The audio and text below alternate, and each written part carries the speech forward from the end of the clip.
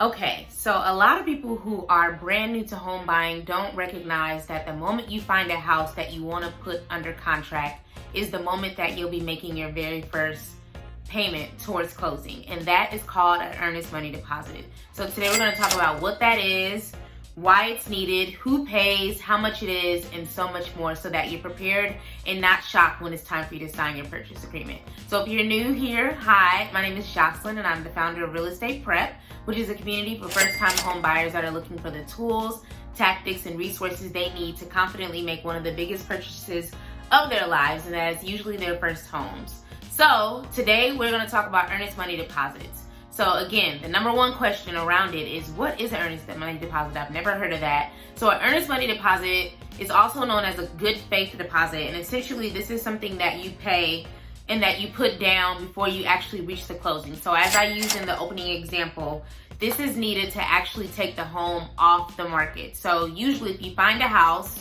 you're out with your agent, you find a house that you like, you want to put a contract or an offer on it, that is when you would actually be paying the earnest money deposit. So that's when a purchase agreement is executed by your agent, likely. It's usually your agent, it's not anyone else. And then the seller is requesting that you pay an earnest money deposit. Now this is not gonna be required in every single situation, but when I think about my two sort of separate home buying experiences, both sellers in both of those scenarios actually wanted the earnest money deposit. So if I was serious about this house and I was willing to put in an offer for it, and the offer was accepted, then that is when I would be needing to actually give them an earnest money deposit. And who receives that is the seller. So when do you pay that? I just went over what it was. Number two is, when do you pay it?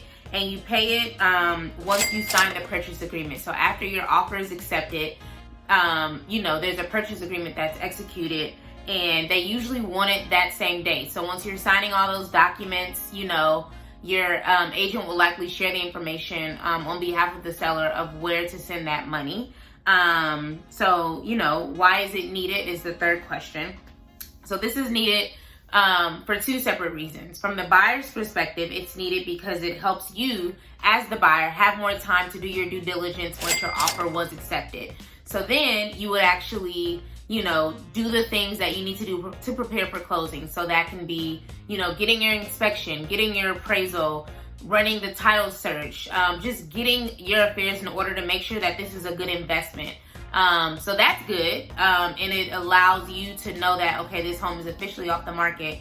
I'm now the number one contender for this. And then on the seller side, it helps them because it takes a lot of money to sell your house. You're paying the agent, you're paying, advertising fees, you're paying a lot of different fees. And if they go through all of this and you drop the ball, then it's just costing them more to handle all this all over again, so that is how it benefits them. And again, it signals to them that you're serious about this and they're giving you time to actually get your other affairs in order.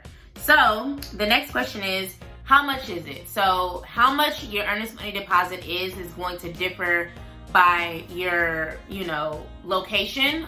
In both of my recent experiences, I've put down around 1% of the purchase price, but it can usually range between 1 and 3%. So again, we know that there's a down payment. We know that there are other closing costs in preparation to closing.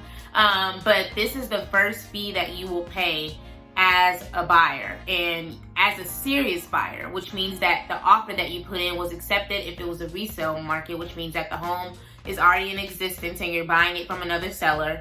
It's also required if you decide to do new construction, which is what I did. I had to pay the builder, which was the seller, that 1%, which was the earnest money deposit. So again, it's not required in every single market, but I'm only speaking from my experience. And in both of those markets, in both of those scenarios, I've had to put down the 1% to show that I'm serious about this. Now, in the first scenario, I actually got my money back because people have asked me what if something happens and I don't want the house anymore? Then that needs to be a contingency. So as your agent is wrapping up and writing up your offer, you want to make sure that he or she includes contingencies, which means that, for example, say that and this was my scenario in the first house, I wasn't willing to pay above whatever the appraisal price was, and I made sure that she included that in the offer letter. Now things right now are much harder. People are offering even if the appraisal comes back, 5% below what you initially saw the home listed for, some people are still willing to move forward. But if you have in your contract that the home has to be within 5% of the selling price, and it's not that, and you get the appraisal during your sort of under contract process, then that is, a clause, if it's in your offer, for you receiving that money back, which means that you get the money back that you've given them. But that has to be in the contract. It can't be because you found another house. It can't be because it just can't be because you want it to be. Like, there has to be a reason for it. So that's really, really important. So you want to make sure that you keep that in mind, and you have the money to give, to them, because that can be a couple of $1,000s, and you kind of have to have it. It's not something you can go searching for. You have to have it in your checking account or your savings account, which is what I had. So yeah, that's covering like how can I get it back. And then the last thing that I feel like I need to know is like, okay, well, where is this money going? So the money for your earnest money deposit is held in an escrow account. And an escrow account is something you'll have even after you close. And that's an account that is external, like no one has access to it but your lenders, because they're using that money that's going into your escrow account to cover, once you become the homeowner, your taxes to go in there, your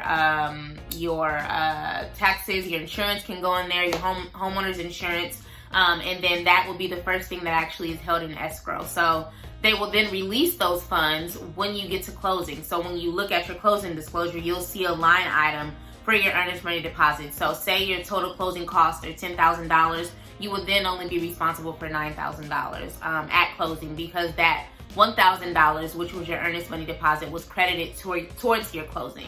So I hope that makes sense. So just to recap, what is an earnest money deposit? An earnest money deposit is the first payment that you'll make towards a home in an offer that was accepted. So that is a sign of good faith to the seller that you're serious about this home, and that you want to give them this money so that you can have time to do the rest of your due diligence, and they can take the home off the market so that you can actually do that and not be stressed about them having multiple offers. At that point, you wouldn't be paying it until your offer was accepted, or you go new construction and that's immediately accepted.